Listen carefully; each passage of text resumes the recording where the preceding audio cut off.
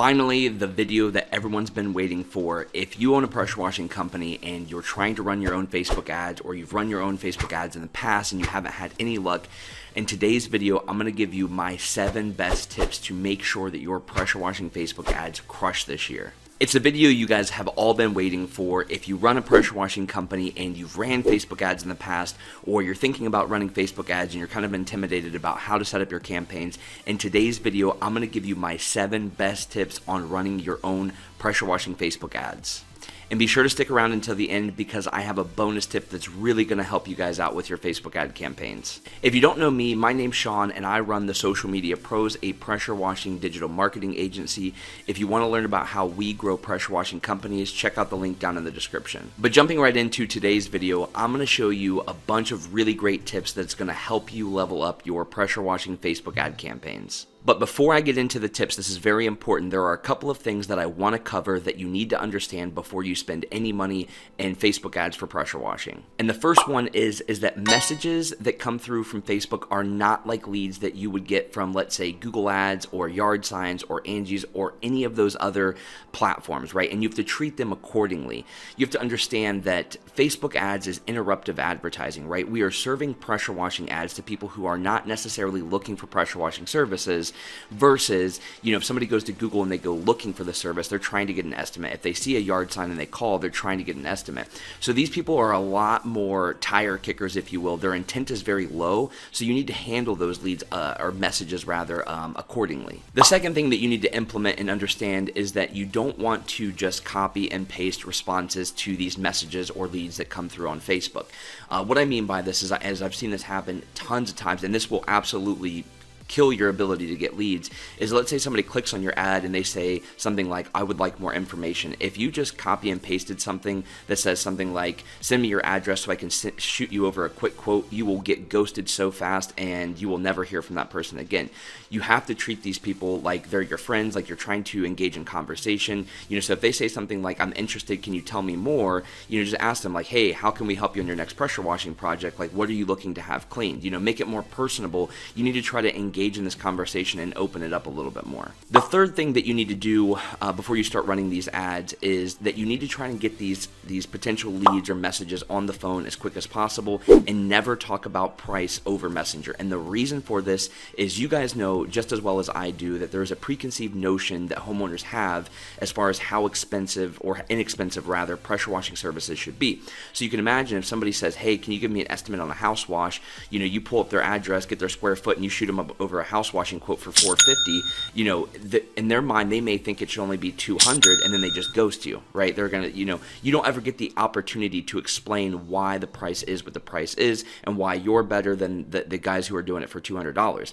Now some of you guys may say, well, if they're gonna be the kind of people that are gonna bat their eyes at a $450 house washing quote when they think it should be $200, then maybe Facebook ads isn't for you because again, this is not intent-based marketing. This is interruptive advertising. These leads are going to be lower intent. They take a little bit more cultivating to turn them into customers. And really the fourth thing that you need to understand, and I kind of just hit on it, is again, you want to get these people on the phone as fast as possible because then once they're on the phone, you can build rapport, you can tell them a little bit about your company, you can explain your services, etc., etc. You can't really do that over Messenger. So if we recap this really quickly, before you run your Google ads, you want to make sure that you're getting them on the phone as quick as possible. You're never shooting prices over Messenger. You're not just copying pasted auto-generated responses, and you have to understand that these messages or leads are very low quality, they're low intent, so just go into it knowing that. You can't treat these like yard sign calls or Google ads or any of that stuff. But if you understand all of that and you still want to run Facebook ads, then let's get into the tips that are actually going to help you level up your campaigns. The first tip that I have for you guys is use the Facebook Business Manager. If you're going to run Facebook ads, do not boost posts. You want to use the Business Manager, and you want to do it for several reasons. Within the Business Manager, you can test different images, you can test ad copies. There's a lot more parameters that you can set. It's just if you're going to spend the same amount of money, use it in a better platform. Now, most of you guys probably already understand this, but for a lot of you new guys who are just getting started in Facebook ads, just try to stay away from boosting posts and only run your ads within the Business Manager. If you don't know how to set up and use the Business Manager, just type that question into YouTube. There's a million videos about how to set up the Business Manager and how to use it, but make sure that you are using the Facebook Business Manager. The second tip that I have for you guys is when you create your first campaign, you want to optimize for message and engagement, or engagement and message. I forget which order it's in. This has actually changed in the last 12 months, and those of you that have ran ads for a couple of years, you've realized that when you go to create a campaign now, the screen looks a little bit different.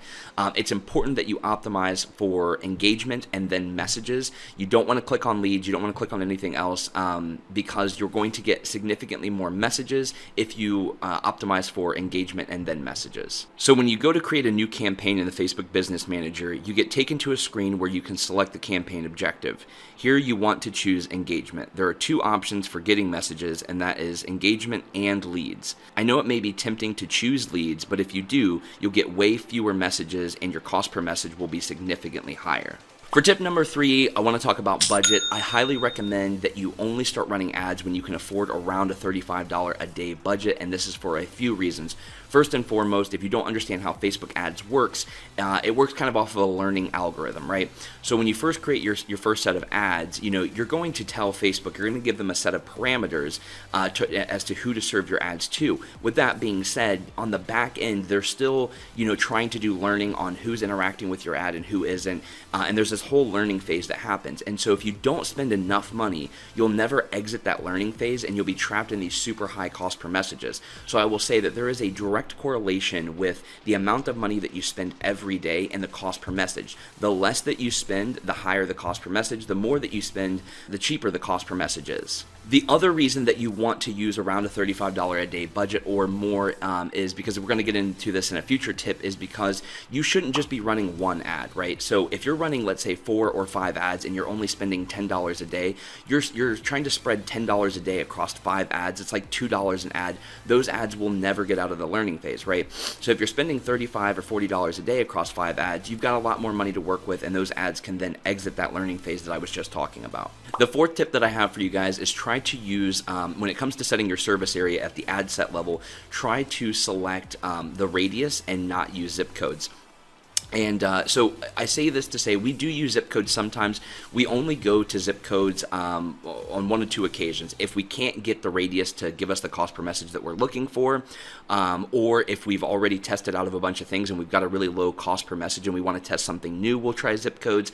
The only con to using a radius, right, and especially when we're optimizing for messages, is Facebook is going to try to find us people who are likely to interact with our ad and message us for the lowest cost per click. So if you have a very big radius and you have a lot of people who are, let's say, in a neighborhood that you don't want to do business in, and a lot of people in that neighborhood start interacting with your ad, you're going to start getting a lot of those more inexpensive jobs, right? When I know all of you guys want to be in the more higher priced neighborhoods and get the bigger jobs, right? So it can be tempting to use zip codes, but we want to start off with radius because, again, we want to have a more broad spectrum of who we're targeting and let Facebook try to find who we're looking for. And again, if that doesn't work, you can go with zip codes, but always prioritize radius over everything. Something else that you want to be mindful of is that once you've selected your service area and you've set your other parameters like your detailed targeting and all of those things, on the right-hand side of the screen, now this is on desktop, and honestly, if you're setting up these Facebook ads, you should be using a desktop. It's significantly easier to do,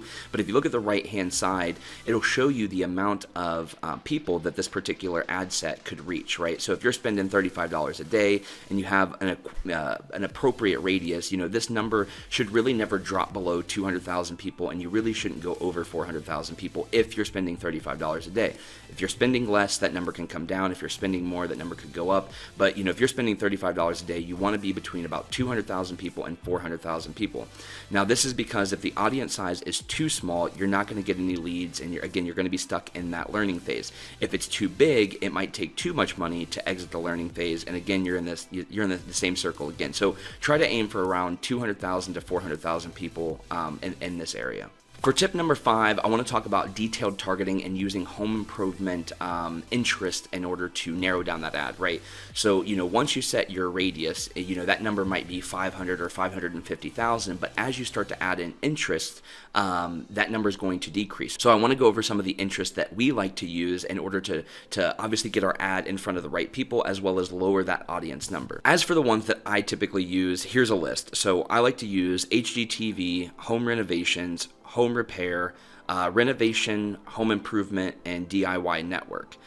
Something to keep in mind is that this will not just show your ad to the people who share these particular interests, because as you can see, if you scroll down a little bit, it says we may deliver these ads beyond your audiences and your selective objective if it's likely to improve performance. So basically what that's saying is that, even though you've selected, 4 or 5 interests like HGTV and renovation and all that good stuff, Facebook's not just going to serve your ad to the people who show those interests. As people start interacting with your ad, they're going to slowly test your ads against audiences that are kind of like the interest that you've already selected, if that makes sense. Getting on to tip number 6, it is having one ad set and at least 4 to 5 ads, right? So, when it comes to Facebook ads, you have a campaign, and under that campaign, you can have several ad sets, and under those ad sets, you can have several ads. But to simplify this, the way that I would recommend doing this is having one campaign with one ad set, and under that ad set, having 4 or 5 ads, right? And so what this is going to do is if you set your budget at the ad set level, right, $35 a day at the ad set level, any of the ads that you add at the ad level, it's going to spread that budget across those, and it will actually use like algorithm learning and basically funnel that money into the ads that's best performing. So my advice here is just have one ad set and a couple of ads. Now this is questionably one of the most important tips that I see a lot of people get wrong, because they may put together one campaign, one ad set, and one ad, and then it may not work, and then they go, well, Facebook ads just doesn't work, right? The key to Facebook ads, really write this down somewhere. This is probably the most important thing that I can say about Facebook ads for pressure washing, and this is Facebook ads in general, is the key is to test, right? The reason that when we create ads, we may run 7 or 8 different creatives. Now, creatives are images, videos, graphics. It's that part of the ad. The reason that we will start with 7 or 8 or maybe even 9 of those creatives is we want to figure out what people like to interact with the most in that particular demographic. So we might have one campaign, one ad set, and like 8 ads, and within those 8 ads, we might have 2 videos, 3 or 4 before and afters, and a couple of graphics, right? And we let that run for a week or 2, and then we see kind of which one of these ads that people like to interact with, right? And next to all of these ads, there's going to be a cost per message associated with that specific ad. And as you notice that some of these ads will have really high cost per messages, you can just turn off those ads and allow for that budget to funnel into your winning ads, right? You don't know what works until you test everything, right? And to take this even a step further, we'll do the same thing with ad copies even. So once we've ran 8 or 9 different creatives and we say, oh, these 2 before and afters are getting us cost per messages of $10, and we narrow our ads down to those 2, then we might try 4 or 5 different ad copies. So we take those 2 images and we try them with 4 or 5 different ad copies, and we see which one of those combinations will get us an even lower cost per message, and so on and so forth. And this is the most important thing about running Facebook ads. If you take nothing else away from this video, implement this into your strategy, and it will definitely 10x your results. And this leads me to the last tip before the bonus tip. Make sure you stick around for that, and that is make sure that you have professional ad copy. That's another thing that can absolutely kill your ad, is you yourself writing the ad copy. Even if you think you can write the ad copy, it's just not worth it, especially when you can go to a site like Fiverr and pay like $30-40 and get a couple of ad copies that are professionally written. They're designed and crafted for the purpose of what you're trying to do. And ad copy makes a huge impact on your ads. You could go from a cost per message of $40 to $15 just by changing the ad copy. I've seen it. We do it all the time, which is why in our order we test our creatives first, and then we test our ad copies, etc., etc. So for this tip, make sure that you are reaching out to somebody. It could be Fiverr, Upwork. Find somebody who does professional copy and have them write the copy for your ad. As for the bonus tip, I would highly stay away from graphics. And I'm going to go ahead and tell you exactly what generally works best for us, and it's videos and before and afters. And it's kind of a mix between the two, but before and afters of concrete actually tend to be the best performing before and after pictures, and videos that are less than 60 seconds tend to be the best kind of videos. So for the bonus tip, don't use graphics. You know, I know you may be tempted to use like promotional graphics where it's like 20% off or starting at $99.99 or whatever the case may be. I would stray away from graphics because the mentality on Facebook and consumers on Facebook is that they don't want to be sold to. And so whenever you use a graphic, you're almost always going to have a very high cost per message. So gravitate towards videos if you can, less than 60 seconds. And if you can't, use before and afters, preferably before and afters of concrete, because those tend to do the best, because as you guys are well aware, there's usually a very dramatic difference between, you know, a dirty side of a driveway and a clean side of the driveway. With that being said, if you're using a before and after of concrete, it doesn't mean that you're only going to get leads for concrete cleaning. You know, if somebody reaches out to you and they say something like, hey, can you tell me a little bit more about this? You know, you can just ask them, like, were you inquiring about concrete cleaning? Are you looking for house washing, gutter cleaning, you know, all that good stuff. So just because the creative is geared towards one service doesn't mean they're not interested in other services and that you cannot sell them other services. So that's pretty much wraps this video up. These are the 7 tips plus my bonus tip. If you guys implement these things, I promise you will have significantly higher success this year when you're running your Facebook ads. If you have any questions about Facebook ads, drop them down in the comments. Let's say you're setting up your campaign, you have a question, drop it down in the comments, and I will respond immediately and try to help you guys out with this stuff. So I will catch you guys in the next video.